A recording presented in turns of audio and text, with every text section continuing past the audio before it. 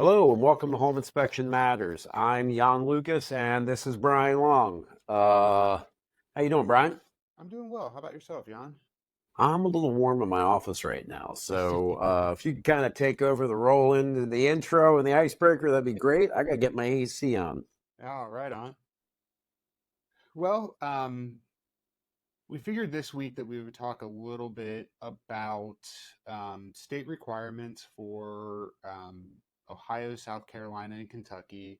Talk a little bit about the continuing education that home inspectors do. Um, a little bit about what the home inspection standards and practices are.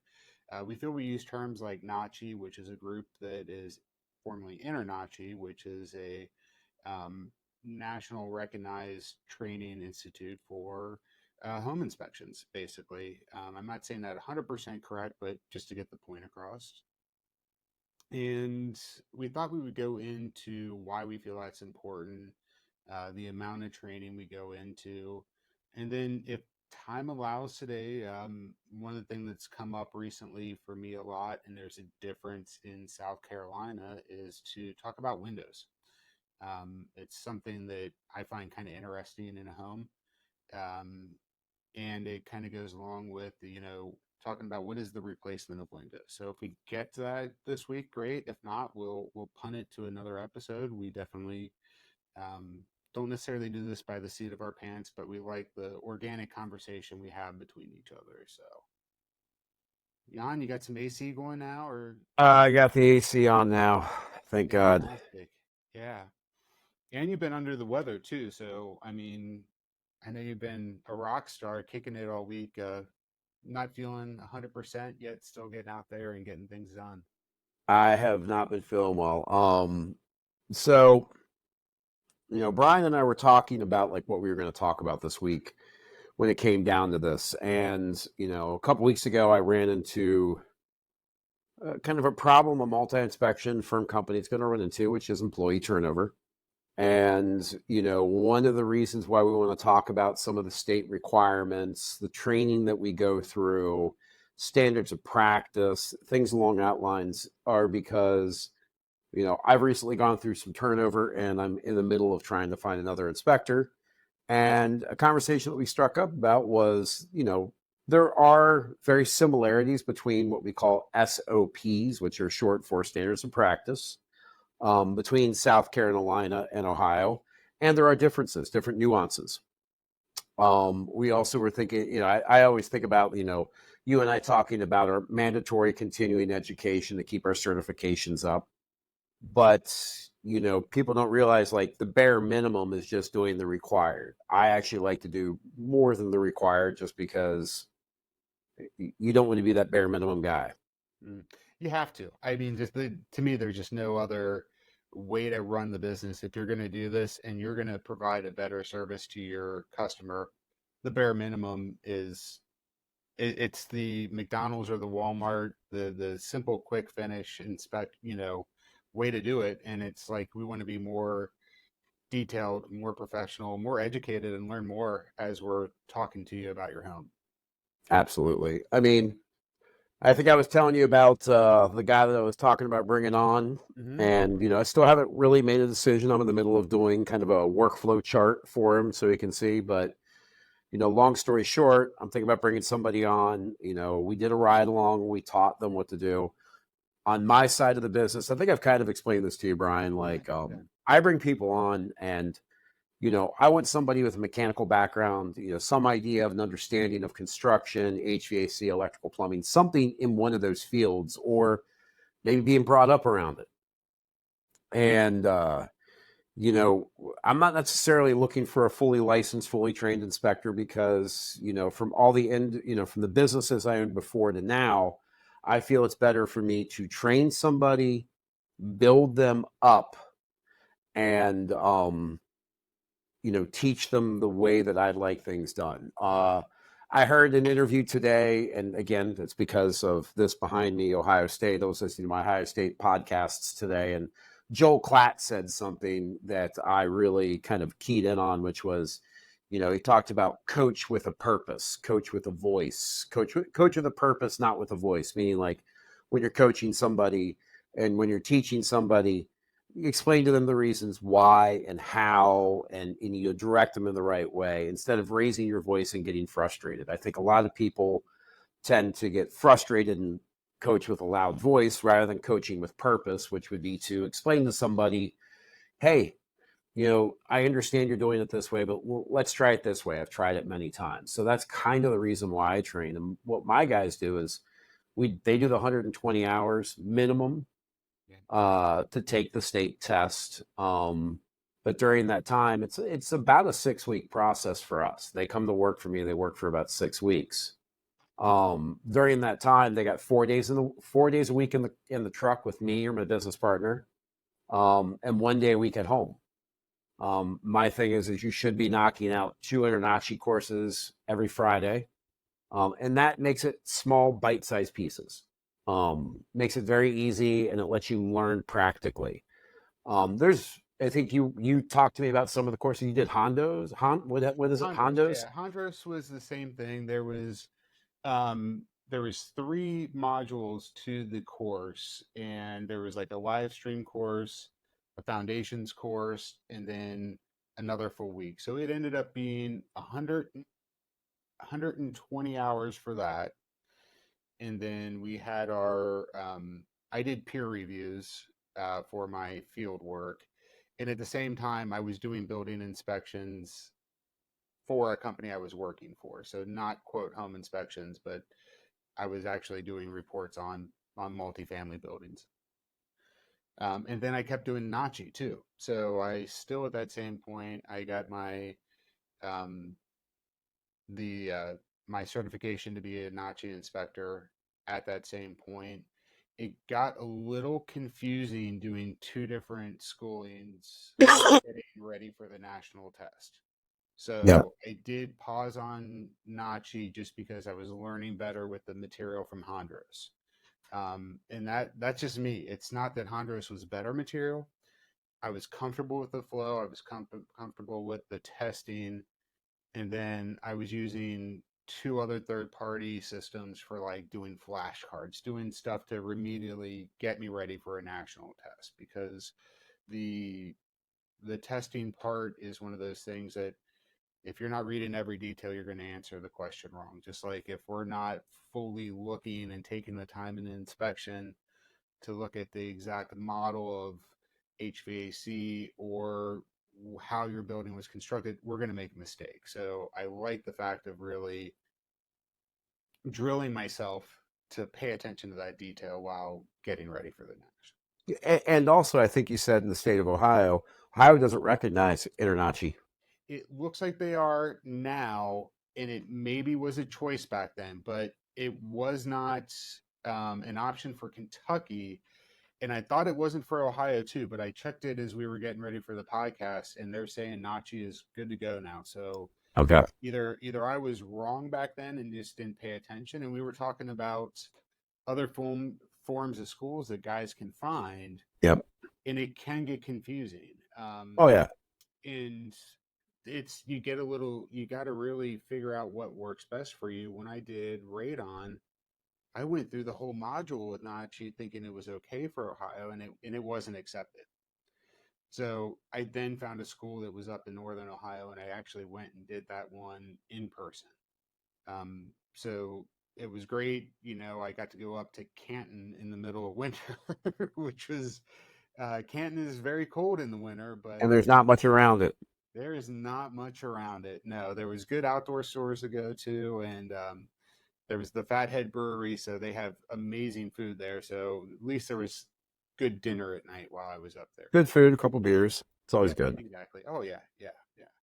So yeah, Um, it's you had actually introduced me to Nachi as I was going through the training, and I as much as I look at different standards and what they're actually doing at the state level in Ohio and in Kentucky. Kentucky, we got to choose. You had to declare which standard you want to go. You could do the ASHI standard or the Internachi standard. I went with obviously Internachi. So I mean, I look at it like there's lots of courses out there, and Lots. I think I was telling you this earlier. My training process for my guys is I'm going to help them know how to inspect a home. You and you had a background already doing your previous job and what you did. Project management, building maintenance, doing all the construction maintenance, everything like that, all the management that you had to do. Me doing what I did, basically handyman with my dad's buddies when I was a kid, helping my best friend's father, working construction during the summers out in Colorado, living in New Zealand and doing what I did down there. Owning my own businesses down there and dealing with some of the construction aspects of it on a daily basis, dealing with the majority of the construction aspects of it on a daily basis. But um, having the background that I had and having the background that you did, it kind of made it a little bit easier for us. But I mean, I remember my first inspection and I look back on it and I was like, it would have been so much nicer. And I took my time. I took 4 months to do the Internachi courses. Mm-hmm. And because down here, besides the National Home Inspector exam in South Carolina, we have to take the South Carolina Business Contractors Law exam, Mm-hmm. also known as the NASCLA. And That's a pretty name. it's a very pretty name. I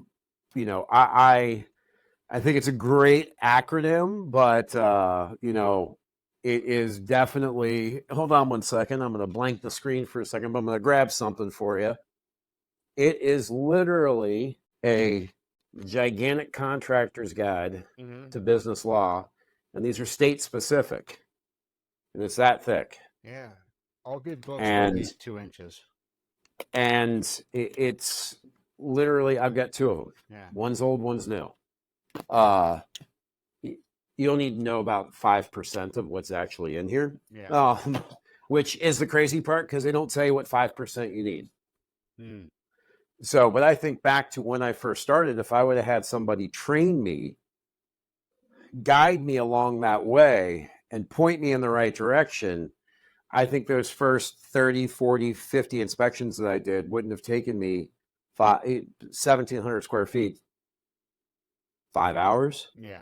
Learning my processes, setting up my template inspectora, organizing how I did my processes, my proper tools. I think, when I went into the business, I went gung ho and bought the best of the best tools. And honestly, I'm glad I did. I'm used to using them. I can't imagine going back and using retro old school tools. I like the stuff that I have. Not to sound bad, I like the tape measures that I use. I like the FLIR cameras that I use. I like the drones that I have. I like my GFCI testers. I like my moisture meters. But I don't buy the $30, $40, $50 ones. I buy the moisture meters, $100 to $150 to up to $300. Things that marry with FLIR moisture meter with a FLIR camera, so I can use all the proper equipment to identify it correctly. But going through the training process, I think anybody going into this, understanding each state's requirements, needs to really kind of slot out about 6 months to really get their feet underneath them. Yeah. From the time you start to the time you really do that first solo inspection. I remember being on an exterior inspection and I was talking to you, and I can't remember what got us on the topic, but I think it was a procedural issue I was having. And you were just like, stay where you're at, search this way, do it. Oh yeah. And I got back to you at the end of the exterior and I'm like, I cut off 15 minutes, even with talking to you on the phone, it was happenstance you called. It wasn't actually, I'm remembering now, just out of the blue, we had a conversation and I saved 15 minutes just by chatting with you by what you were doing. You're like, try this. And then it progressively got better. And I took things that I liked about what you said and your practice and I made it mine. Yeah. And that has saved me more time. So even the bigger homes now, that was on a condo that it saved me that much time. I'm saving a half hour on exteriors now and capturing more detail. Exactly. I remember exactly the conversation. We were talking about how we do exteriors. Like, I work down my whole exterior list one side at a time. I don't walk around the whole house and do all the soffit. I don't walk around the whole house and do all the wall covering. I don't walk around the whole house and do all the windows. I will do soffit.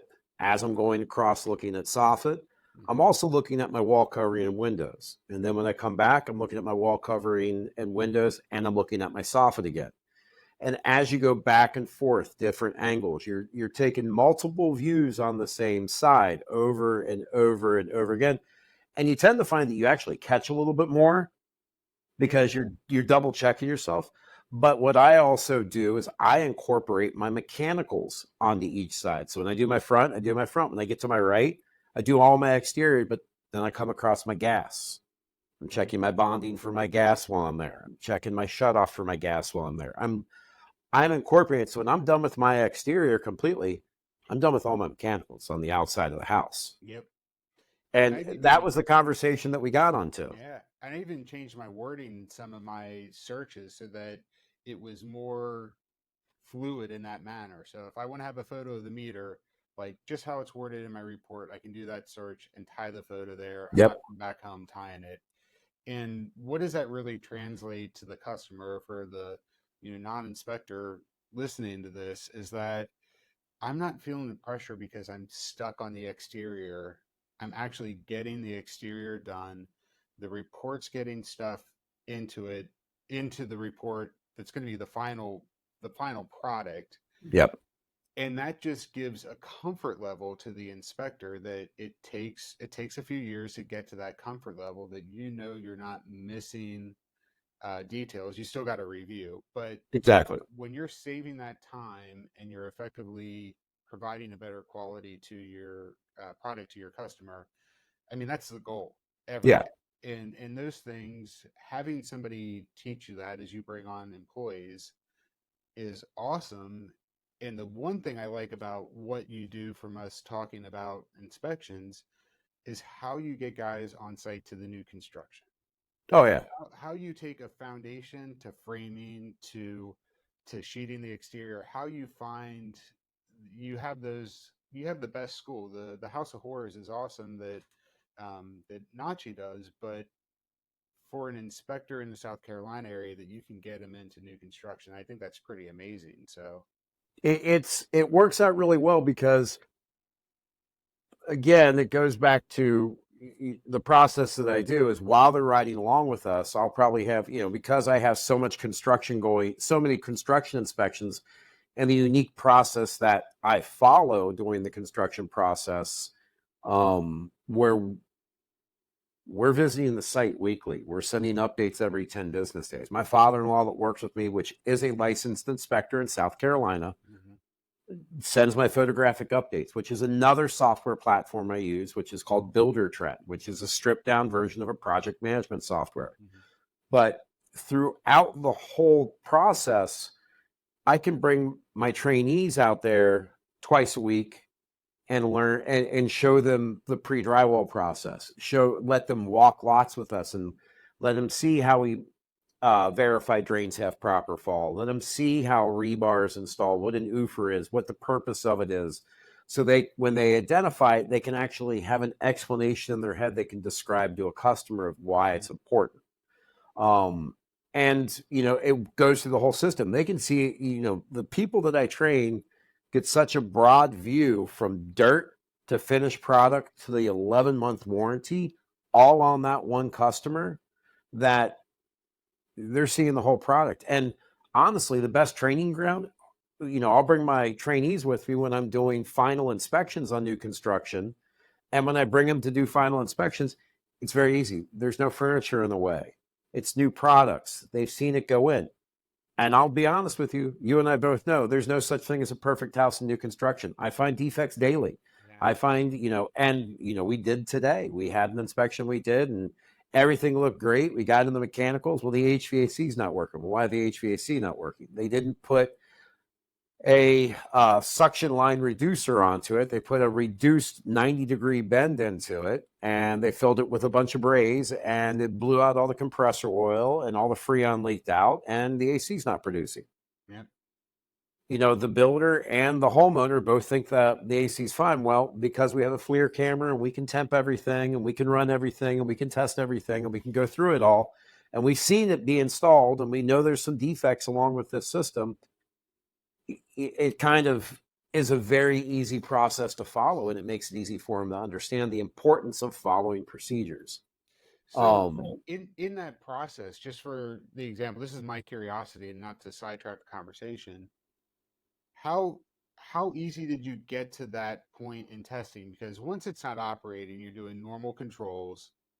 How far are you taking it as part of your SOP to figure out what's wrong? Or is it just you were able to see it in the system, you checked that everything was like the disconnect was on exterior? What was that process like? all right, so I've been doing this long enough out in the Hmm. field that there are things that I find throughout construction, and there are things that anybody that knows what they're doing throughout construction. A couple episodes we talked about manufacturers, installation guidelines, things like that. I'm kind of a geek about that stuff. I really like to dig into it because I think it's important. Whether the builder, whether the homeowner, whether the HVAC guy, whether the plumber, or the appliance installation guy does, I think it's important because when Yeah. if my truck says take 5W20 synthetic oil or 5W30 synthetic oil in it, I'm going to follow what the manufacturer said because I want my truck to run. Right. So through multiple inspections and finding things throughout the way we do our process when we check the exterior compressor unit and we look at it, we just don't look and age and date the side of the unit. Hmm. We take a picture of the unit, the label or the name brand, the insulation on the line to make sure it's not damaged, and we take a picture of the label. While doing all that, I usually take my hand and feel that foam insulation. Okay, so you knew when you were turning on the AC, it probably wasn't going to produce cold air. Okay, Yeah. So good. I can feel I feel it's a textile and I can Yeah. feel. Now here's the thing. If I feel it out there and it's dry, that's great. When I go inside the house, before I even start the HVAC up, I'm going into the service closet where they have the HVAC. I'm looking. It's a gas heat Hmm. with the coil up top. Right. So I'm agent dating. I'm looking at all the components, the drip leg, everything that's supposed to be in there. But then I'm also looking at the line coming out of the attic Yeah. space. It's Yeah. going down in the foam, and I'll feel, and I'll pull back, and I'll look at it, and I'll be like, "Huh, there's oil. No. Yeah. Something's wrong here." Yeah. We look it up. Oh, it's got a 90-degree bend with a 3/4 inch elbow in it, but 5/8 inch line with a whole rod of brazing rod down to it.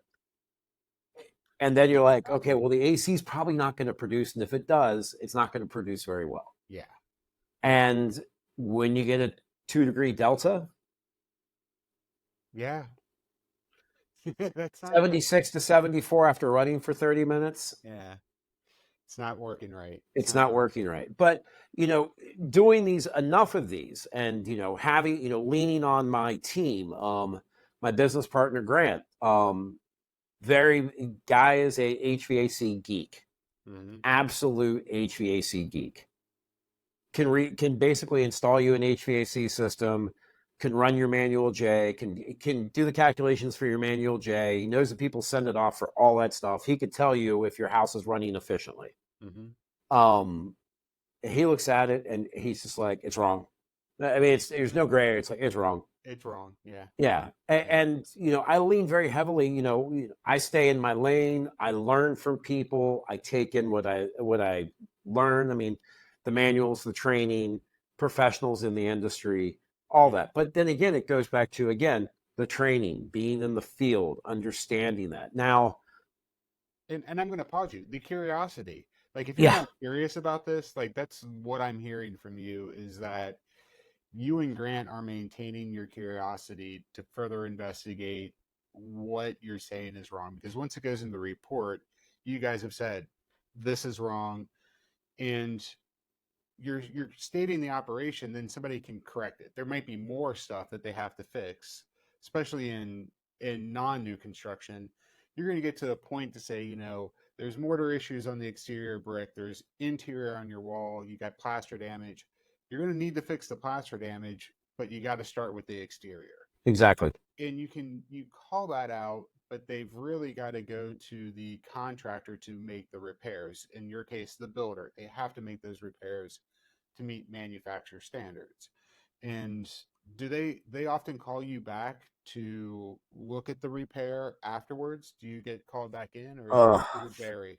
so with the new construction, I do go out there, and I am being told that some of these defects I'm pointing out that they are taking care of. It's just taking them time because Mhm. there is one defect that I was called into a meeting with the builder. I think I told you about this, where basically I had that I walked into a Lions Den meeting, myself and nine people from one construction company that wanted to talk to me about some of the defects I'm calling out.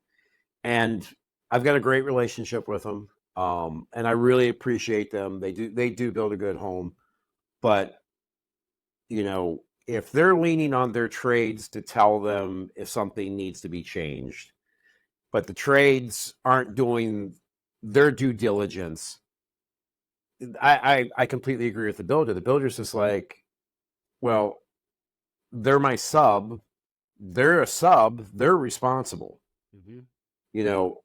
But for us to call it out, it goes back to our SOPs. I had one particular person in management at a building site decide to tell me, like, this is beyond the scope of what a home inspector does. Um, and I said to him, what defines that scope? And he goes, well, your standards of practices. And I go, the standards of practices are the base model car. Um, I was like, you own, and I hate to say it, he owns a Chevy. I'm not a Chevy guy. I'm a Ford guy and a Toyota guy. Yeah, So, yeah. but he owned a Chevy. And I said, you own a base model Chevy. He's like, yeah. And I go, you see that guy over there? And he goes, yeah. And I was like, he's got like this, whatever it is, a ZR4 or whatever, the high end, super tricked out one that's, Bells and whistles. yeah, everything on it. And I go, which one do you like better? I like his. And I go, okay, well, you own the standards of practice. He owns what I do. And I go, what makes one different from the other? Well, what somebody pays for. Somebody's paying me for that. Other people do this. That's not what I do. So exceeding those standards of practice are an option of what we do. Hmm. Um, I could just go in and be like, paint looks good, this looks good, do what I call it, do what I see inspectors do that do that 3 weeks worth of training and do a drive by. Right. Do the bare basic minimums. But that's a race to the bottom. That is a disservice to our industry. It's almost a slap in our face, and it's an insult to what you and I do. I mean, you and I invest thousands of dollars into our business. We invest hundreds of hours of training in our time. And I'm not trying to like stand up on a soapbox, but No. I care about what I do. And the thing is I tell every one of my clients, I'm going to inspect your house just like it's mine if I'm buying it. Hmm. And that's the mentality I think you have too. But Absolutely. you do have some inspectors that don't look at this as their profession. They look at it as a job, a way to make income. Yeah, when we were talking about, what it is to be an inspector and what guys perceive that you're doing, I broke out my continuing ed records just to look at what was it like. So, year one, full time in business, I had 147 continuing education hours. That's well above 14 hours that I needed for the Yeah. year. 147. And in the last 2 years, I've added another 80, 86 to that. So it's definitely, as business is more steady, I'm not as in as much continuing education. Doesn't mean the learning process stops, but there was that, how am I going to make the workflow home product meet and exceed consistently? There's no waiver in what that exceeding of the SOP is, and it's protecting us as a liability. It's to give the client a better service, to say this is the standards of practice we're doing, and when we're reporting on it, our technique is not the bare minimum of what you're getting. And just maintaining the consistency on it. So in my inspection for when I'm looking at HVAC, just like you did, there's a photo of the disconnect, there's a photo of the line installation, and I include that in the report. It's under the different descriptions. If I say I inspected it, there is typically a photo in most, especially in the major mechanicals. Yep. Maybe in mechanicals that I would say are not as expensive um, as an HVAC system, there might not be a photo, but those things that are disconnected are, electric issues. Like, here's your service drop, here's your disconnect. That stuff is 100% should be verified of what the condition was, especially the day we were there. Um, and so, is your SOP the that you're following? Are you following Nachi? Is that what you do for I'm the day? following Nachi. I Yeah, mean, I follow the state, but the state and Nachi are literally carbon copies of each other. yeah, But and the then SOP in my inspection report is Internachi. We don't have to declare which one we follow, hmm but the bare minimum is the state. yeah, And honestly, Nachi actually exceeds the state a little bit. same. Um, and our SOPs are in our report. They're in our introduction to our report about what we do, what our Yeah, standards of practice are. yeah, That's part of the whole setup. When you set up everything through Spector, there's an area where you can put in your standards of practice, everything yeah. along that lines. And I love that that tab's there because it's a reference back if so the client can 100%. see it. They can look at what we're doing. Because the one thing I think is the conversations I have a lot of times with clients or that I'm talking about is what we're not required to inspect and the why. So I think one of the big thing is laundry. Hmm. You know, we're not going to run your laundry while we're Nope. there. And oftentimes there's somebody's laundry is in it that we Yep. can't do it. Um, so for the dryer, we're inspecting your vent, we're looking at your electric, and I'm putting your data tag in for what your appliance is. And um, so we just know kind of what is it functioning. Does it have the ability to vent To directly operate. to the house? Yeah, to operate. With the washer, we're pretty much the same thing. We're looking at your water connections. Is that connection right? Is it plumbed right? And then what is your data tag for your washer? Because a lot of Do you times, call out pressure? Do you call out non-pressure treated hoses? no, I don't. I do. Do you? I Okay. had a house. I had them blow up in one of my houses one time, so now I'm calling out if they don't have the wire hoses. Okay. Okay. So if you see a rubber hose, you're calling it out. Calling it out, Calling it out. Okay. especially in houses that have 2 stories. Yeah. I'm Yep. also calling it out if they don't have a pan in And its two underneath it. stories. Yep. Absolutely. Absolutely. But boy, I do. When I see a home that has second floor laundry, I just love it. I mean, that's old homes. We don't have that here. I keep debating taking the size down in our bathroom and or in the closet of my office here and putting in laundry, but I'm like, don't do it. Not worth the time and effort. I got it. I got Oh, second floor laundry. I love it. yeah, yeah. No, that's a. I actually had one in a old home in Northside this week, and I just didn't. The client was with me the whole inspection, which I actually love. Okay, I do love a little bit more time in the exterior by myself, to be honest, but Yeah. it was a great guy hanging out. He totally was respectful of my time. Like awesome client, can't say nothing. It was a great time. But I didn't gush over the fact of how they had the laundry set up in this old home, and it like had a walk through to the bathroom. So it was just a beautiful setup. Um, so anyway, um, Um. One second here. Those antibiotics have got my belly all messed up. Um. So with what when we talk about standards and practices and stuff like that, like, and we're talking about the bare minimums and stuff, like our 107 licenses, yeah, home inspectors that don't inspect roofs. I get it all the time. Like standards of practice. Guess what? You don't have to do. You don't have to walk a roof. yeah. And It's not required. I'm gonna pull Ohio up here. I had it and I accidentally clicked it off, but Ohio has a little bit of a different wording. Um, I'm not going to have it right away, so we can keep going. But yeah, the drone, when I saw um, that you didn't have to walk it, the drone was the tool that I knew that I wanted to have right away. Because if I'm doing city buildings that are 3 stories up, or there's no access, there's 6 feet between homes, Yep. I'm not carrying a 42-foot ladder to get up on a historic building. Um, and the drone has just opened up, um, just makes it so much safer. If you've Yep. got a roof pitch that's a 912 or a 1212, you just can't walk up 3 of those a day, and safely do it and get the No. inspection done.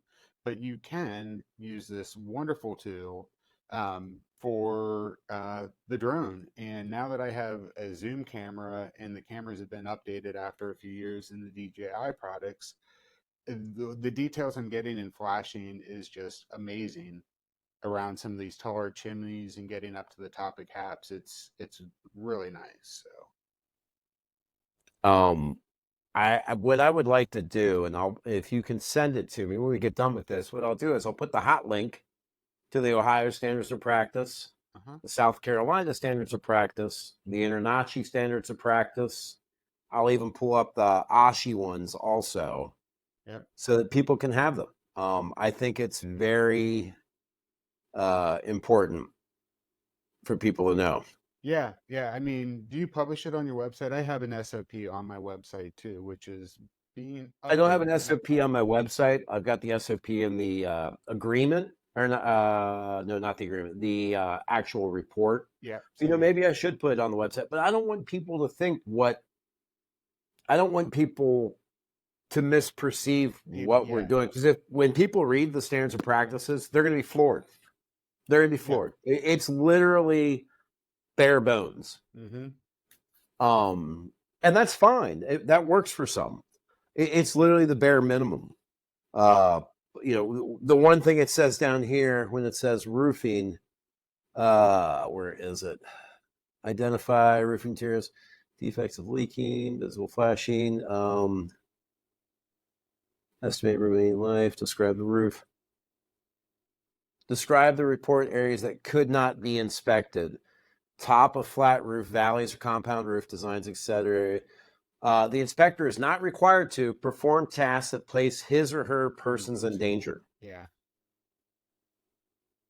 Um, Honestly, I used to rock climb. I used to base jump. I used to do all the stupid stuff I did when I was a kid. Mm-hmm. Um, I'm not scared of roofs. I'm not scared of heights. I respect them. I have a healthy respect for them. Yeah. I actually would rather walk a roof, but I have special boots. I have cougar paw boots, which doesn't destroy the roof. It actually makes it so I've got a better adhered foot to the roof. Yeah. But the reality of it is I ain't going up on basically a 2-story home with a 10-12 pitch and falling off of it. Right. Well, and you brought up one of the key points. So the when are you going to do damage? So a lot of times the SOP and what we're not going to inspect is to protect the inspector and give us the chance to say, hey, we're not doing this. They don't want to put inspectors to be forced to climb. Like, you have to climb a roof. Yep. You have the things written in so that we can make the safety judgment. And then, I'll walk a roof. If it meets the ladder requirements that I have in my truck and it's the right pitch, I'm going to walk the roof. Yeah. Um, and, but before I do that roof, I still do my drone photos because I want to have an idea of what I'm faced with when I'm getting up there. Yep.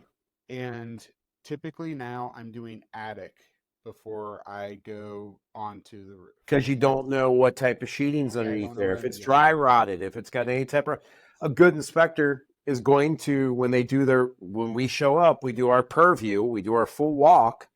The first thing I do is take 2 lights up and I'm looking in the roof going, okay, that roof sheeting looks good, or there is no way I'm even thinking about touching this Yeah, roof. yeah. And that's where, like, when we talk about efficiencies and stuff, we want to make sure that we're safe on the job because, and that's where hey, we're not going to do it, or we have a greater risk of doing damage to the home. or frankly, it doesn't fall in the item is not going to be a material defect in the home. Is Yep. really what the homeowner, needs to know about it. So, um, and I can't find it right away, but looking at Ohio, it doesn't say can only do by ground. We're expected to define how we did our method of inspection. I think it's pretty standard. We have to Yeah. define the way it says with us down here is, And there was let's something see, I we had in have my to mind earlier. identify the styles of the roof, Mhm. identify roof covering, materials, visible flashing skylights, roof penetrations, limitations, but it says right here the scope of residential inspection is to visually observe with a limited use of mechanical instruments, the use of readily accessible areas. So basically, it's pretty much along the same thing. Like Yeah. we have to identify what we're doing, but it's a non-invasive visual examination of a home. We're not breaking out a sawzall. We're not breaking out No. any of that. Occasionally, we'll have to break out for like stucco inspections and do Right. an invasive stucco inspection or stuff like that down here, but we aren't breaking out anything crazy. No. And the other part too is when you're talking about walking an asphalt roof in 100-degree heat, you can do damage to that homeowner's property. Absolutely. So that's the one thing. I had a client a couple weeks ago, and I show up with my indoor shoes in my hand to enter their home, just protecting that person's home because we do have Exactly. an obligation to leave that. I had a mop of floor yesterday, coming out of the basement. All of a sudden I saw the shadow that we had dust prints from being inside. I'm like, oh, they cleaned the floor. So microfiber cloths are coming in. Yep. I do a light, Windex. It's not going to hurt the surface on the cloth. And there I am, my client comes in and I'm on my knees mopping the floor. I'm like, we accidentally trapped, some dirt in. I keep a collapsible Swiffer, Yeah. and the Swiffer, the pre-moistened and the dry Swiffer pads, Yep. and then I also keep a small like knockoff Dyson with me. Yeah. Yeah. I have, me, I'm a Milwaukee pack out guy. So I got my I battery know. outlet shop back. I've got everything in the back of the Tundra, so Yep. Yep. Um, Well, one of the reasons that I think it's important for people to understand this, for all of you to understand this, is the fact of, one of the things that brought this up is, new employees on my side, training on his side. Brian, we heard Mr. Gromiko talking about new inspectors coming out and less training and how they're just doing things really quickly, and it's kind of doing a disservice to the industry. yeah. The biggest thing I can say is, like, when you hear us talk about it, we're not the only ones out here that feel this way. Like, training is important, continuing education is important, having the proper equipment's important, communication's important, software is important, everything is important when it goes into it.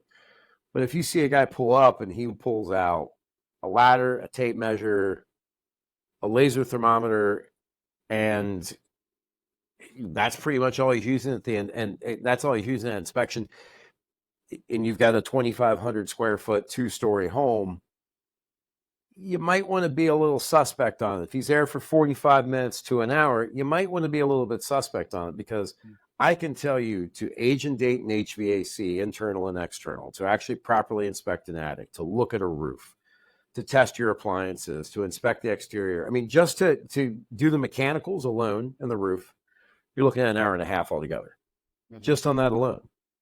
Am Yeah. I am I No, right or wrong? yeah, yeah, you're absolutely right. And and then you have the obstacles you're going to face when you're doing the inspection, and how do you prepare for that? Um, for me, there's going to be you're getting out a pole camera. So what if you do need to use a telescoping pole to get a Yep. camera on it that you're recording into a crawl space or into an attic I can't climb? And so if I get into an attic and it's brand new construction and there's 20 inches of insulation and I can't see how to navigate the attic, well, then I'm setting up the pole camera. The pole camera has lights on it, and I'm feeding that out to the areas to get the video quality we want so I can, or the photo quality I want so I can inspect. And I'm still using thermal imaging to get into those areas. And that takes time. So that's why even on a new home, I always tell people plan on me 3 to 4 hours. Yeah. If I'm not there, great. I mean, that's a lot to say about the home. That means everything went right. What we try to go for is what are you going to do? And then if you're finding something and you have to bring additional tools in, like a laser level, or you have to, if you're going to call it out, you want to be right. And you want to have a visual way and a report written to the point that you as the client can understand it, the contractor can understand it, the real estate agents can talk about it back and forth, and they can say, you know, this is a really big concern, and we need the buyers to do this. You're creating Yep. that negotiating power if it's a point that they can do.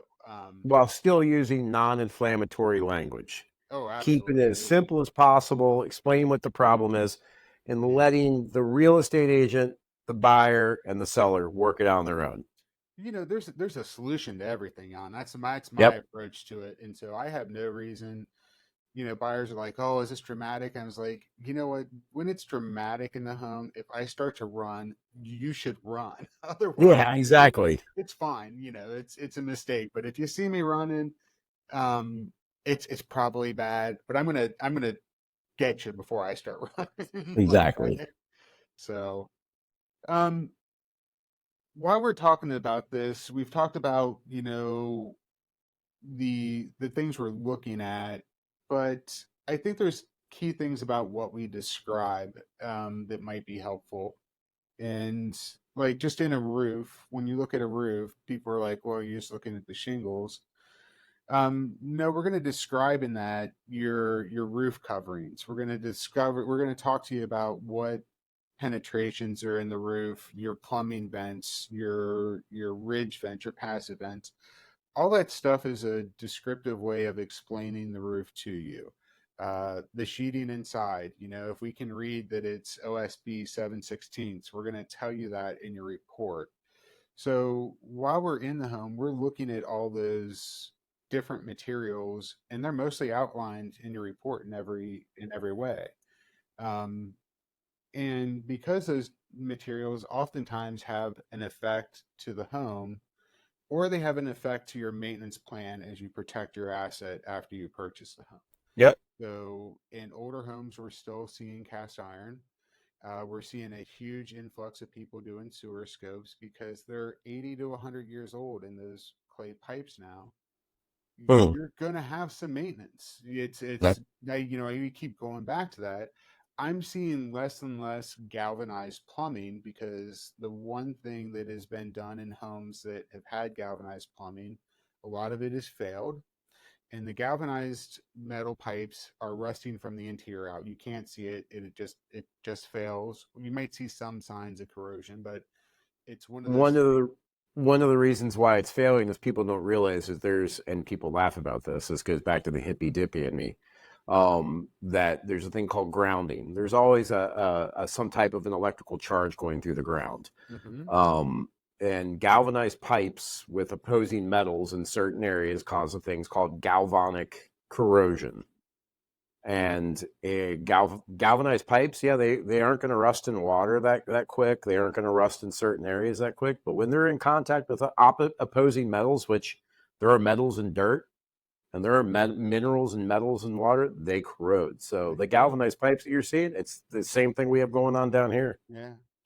And the thing that I think that is expedited getting that replaced is that replacing with PVC, replacing with PEX has been a really cost effective way for Mm-hmm. contractors to replace that. So a lot of it's, I'm not seeing as much as I thought I would see when I started this. It seemed like My even, question is how long till that fails until we find a problem with that? man, you know, There's I already talks. yeah, there's already talks, and I thought about it today. I was looking at, I had two construction draw inspections today, and I'm looking at, they've got this wall torn out. It's in to the brick of where they're doing the plumbing, and they're putting rubber boots on. And I'm just like, why? It's rubber. It's going to age. Like, Yep. there is connections. When you're going for the two pipes that you're going there, there is a proper connection for that. Yep. It's going to be behind the wall. If it was in the basement where you can see it and you're putting a rubber connection on or a Fernco, it but you're never going to be able to get to that You're again. never going to be able to replace it. You're never going to be able to see it. You're never going to be able to look at any Yeah. of it. Yeah. And it's again, ideally it's going to be one of those things somebody untunes and they're like, "Oh my god, it's a 200-year-old rubber gasket." But most likely it's a is it 50 years? I don't know. But yeah, I think there will be another plumbing pipe that's just as easy to replace as PEX. I'm just going to use poly as an example from was it 76 through 96? Everybody thought it was the next best thing since, Yeah. sliced bread. Then come to find out the chlorinated water and fluorinated water actually causes them to go bad from the inside out. Yeah. And if I hear one more time from a real estate agent of, does it have metal connections or are they plastic? I'm going to laugh because that's not the problem. Yeah. Yeah. But talking about some of the stuff, I mean, you wanted to talk about windows. It's the same thing with windows. I mean, you think about the window replacements that people are having to go through, and some of the historic homes that you have. I love the old school single pane Yeah. windows with the lead weights on them, but good luck when you have to replace them. Yeah. I mean, finding guys that can. So we have a few hurdles here about windows in the historic districts. So street facing windows in a historic renovation project, especially if the person has tax credits, it's got to be rebuilt, and Yes. it's got to be that window, and can have storms. So we've put when I was with Urban Sites, there were some beautiful windows that they did historically correct. Now on the sides, you can do whatever. And based on safety too, what I've really liked is it's challenging for the developers in these older buildings, but they've actually made sprinkler requirements now by fire escape windows in these older buildings. So they do their best to combine, they understand you need more modern windows. Storms are pretty effective, but they're also putting safety in. But what I'm seeing a lot of times now is, the windows that have been replaced 30 years ago. And that's getting time that they might be aging out of that window. I mean, a window is 30 to 50 years. And, you know, people have replaced stuff in the 80s. And what is that condition? And then how do you pick the new window for your home? So if you're buying a home with aged windows, I think it's important to, if it's not an immediate repair, it's one of the critical things you can add comfort level to your house. You can add some sound. If you have sound issues, you can work on it, but it also has a really big cost that you just don't think about at purchase, and you don't have to a lot of times. If you have to replace one or two windows, I mean, it's going to be several $100s, if not more, depending on what type of window you're Yeah. replacing. Um, but then it becomes another learning curve of if where is your window located and does it need to have safety glazing for it?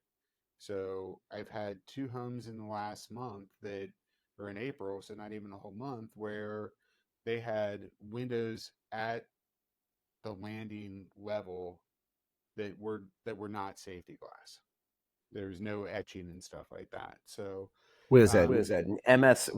Is it MSN or S? What I can't remember the actual etching number that's on there, yeah, etching number and yeah, all that that's in it. yeah, AZN or something like yeah. that. And it's man, you're calling me out.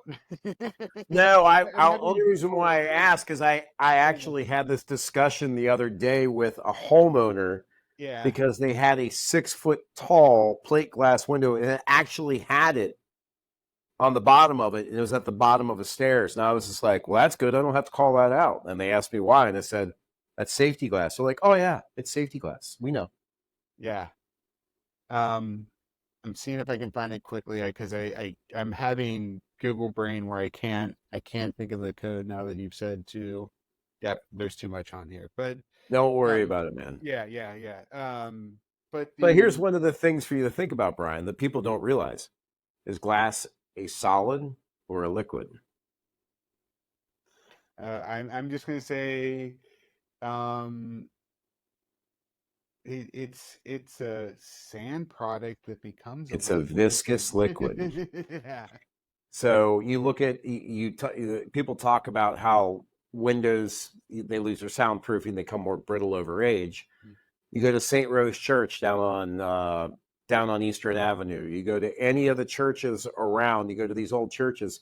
If you ever look at the old stained glass, tops of them are really thin and they get thicker as they go down. If you look at some of these old windows in some of these historic districts that are 100 years old, you look at some of the windows, a lot of times when they break, they're breaking up top, and the glass seems like it's thicker on the bottom and thinner on top.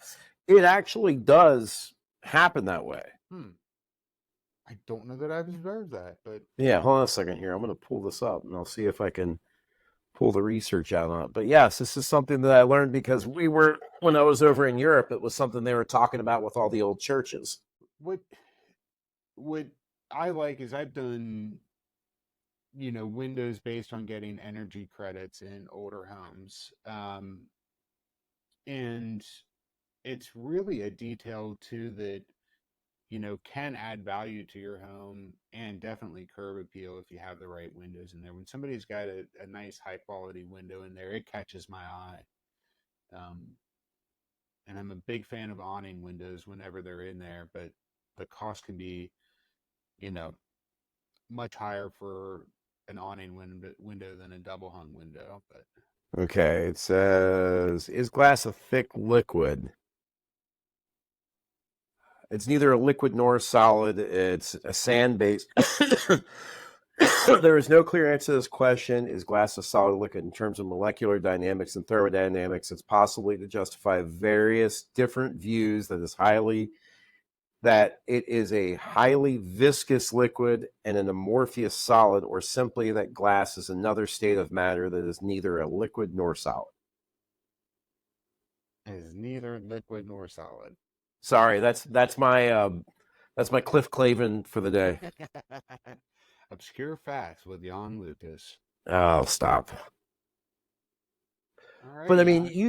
when you guys are doing the replacements down there in the historic district, are they requiring you to basically rebuild the whole window, or Replace them. are they allowing you to bring in new product to restore it to current or to the previous state? Yes, but it's got to be wood. It's got to meet all the same requirements. But and then we have Pickens window that has a lot of the old parts to it. But yeah, and especially the big reason it's not just the historic district. These are multifamily homes. On the side windows, they have increased safety concerns, just like you guys do for hurricane glass and Yep. stuff like that.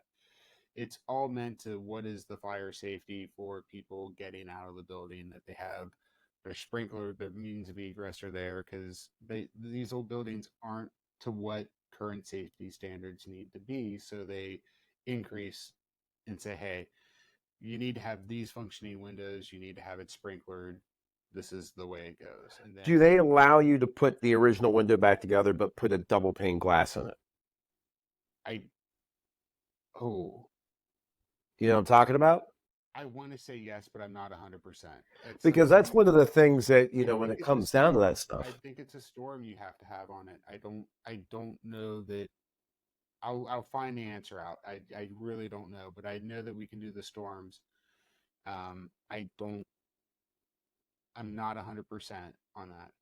Because those old windows that with the old lead weights and the pulleys and all that fun stuff, I mean, they were great, but I can't think of how many I broke when I lived down in Warner and Wheeler down in Clifton, just by simply, somebody throwing a beer to me, and this was in high school, college days, and Mhm.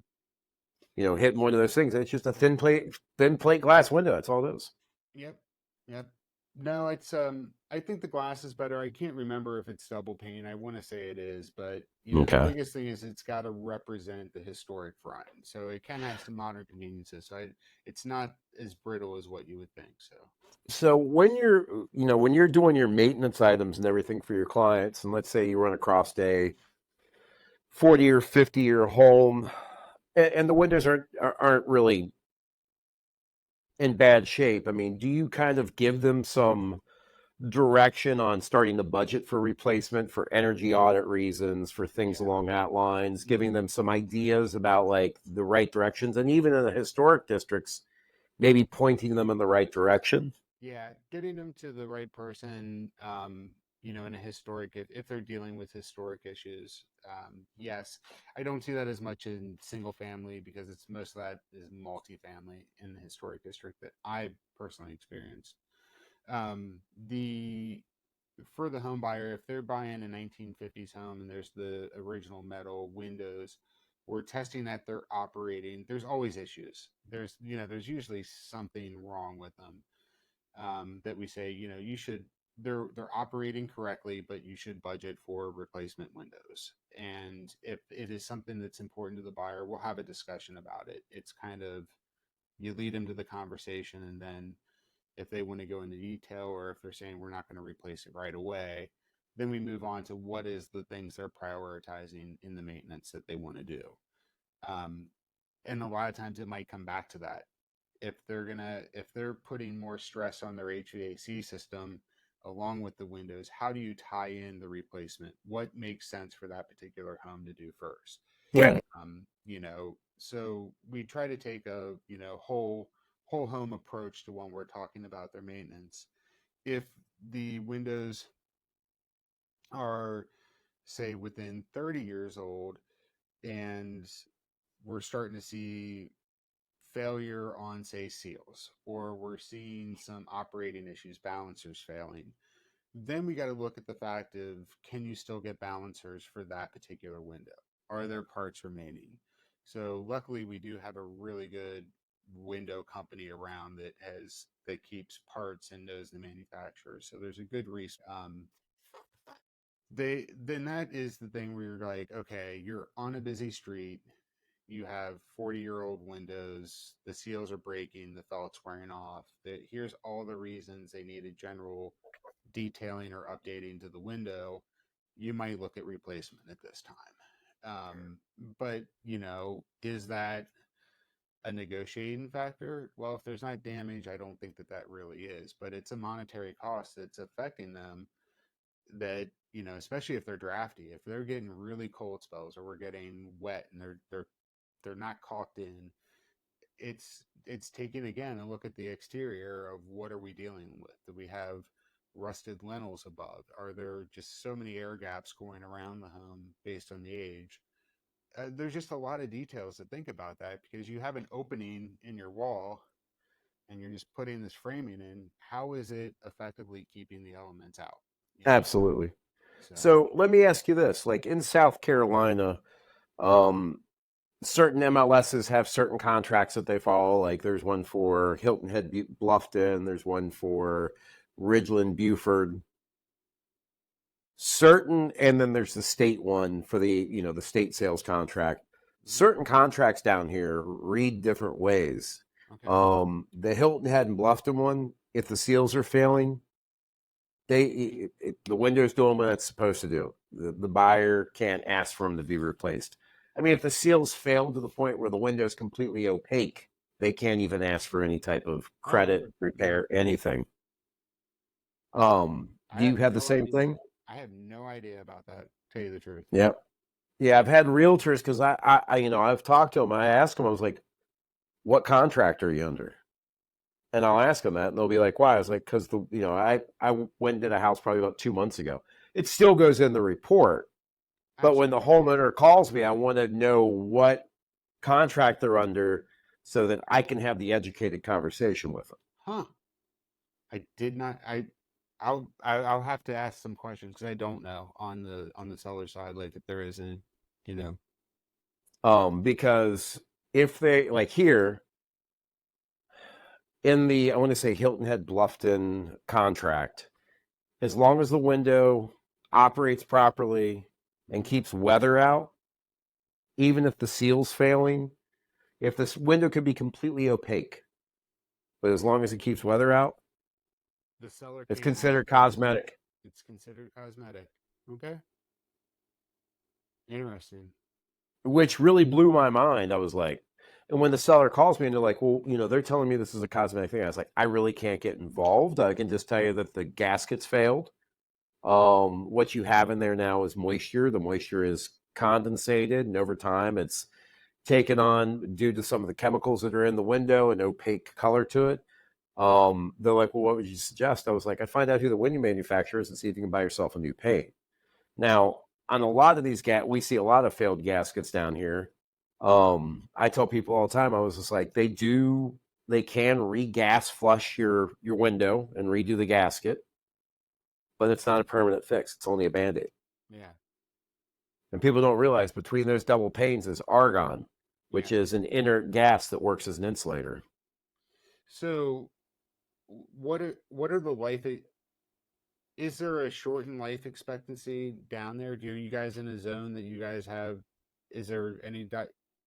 I can't explain it, man. I've seen houses that are 5 years old and have blown gaskets. I've seen houses that are 30 years old that the windows are perfect. Yeah.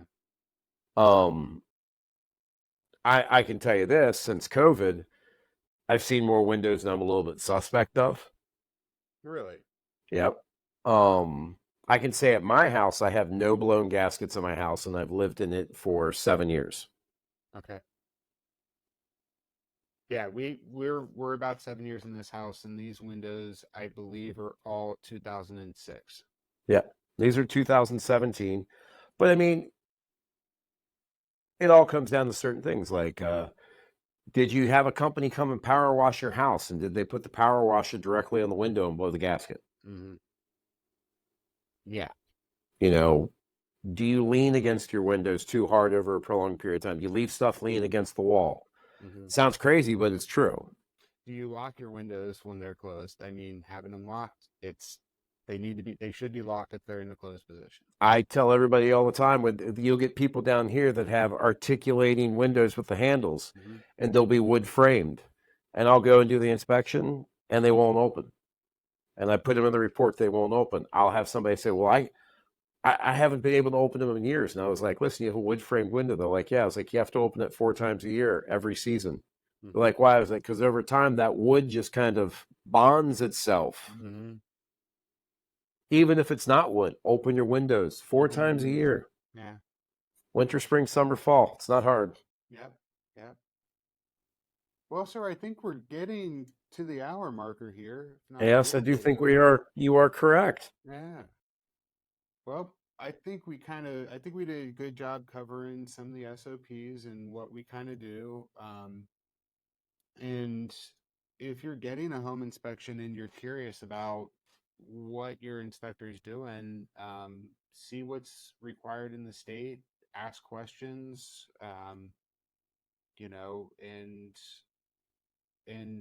see how it pertains to your home. If you have a question about your home, one of the first questions I ask is, what did you see while you did your 15-minute walkthrough of the home?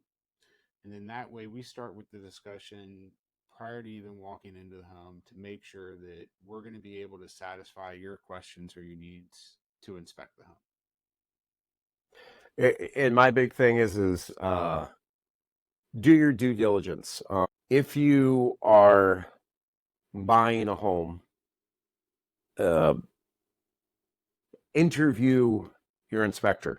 I tell everybody you have to feel comfortable. He's an employee, essentially. I mean, they don't work for you, but they work for you. But also do your research. Inspectors should have examples of their inspection reports. You can look through those and get ideas of what they do. There's going to be example reports pretty much on every website of any decent inspector. Uh, on the bottom of this video, I will have the South Carolina, the Georgia, the Ohio, and the Kentucky standards of practices in the comments down below. So you can actually see what the standards of practice are. I will also have the ASHI, INTERNACHI standards of practices there, so you can kind of see what they are too. I believe, and I think Brian believes also, in exceeding the standards of practice, it is important to understand what the base minimums are, but understanding that we're here to protect your investment. We're here for you guys. We're here as kind of a touchstone. We started this as kind of, Brian and I were talking about there's things out there about home inspections for home inspectors. You get some home inspectors that like to put crazy things out there and freak people out and make it so they have to get a home inspection. I think everybody should get a home inspection. I'm not there to tell you have to, but giving you the education and knowledge to know what we are looking at, you'll be able to make a better educated guess. Absolutely. All right, Okay, sir. folks. Well, Jan, you have a good evening. Everybody out there in however you're listening to this, you have a good day, evening, or morning, whatever is going on in your world today. All right. I'll talk to you soon, Brian. Bye. You too. All right. See you, Jan.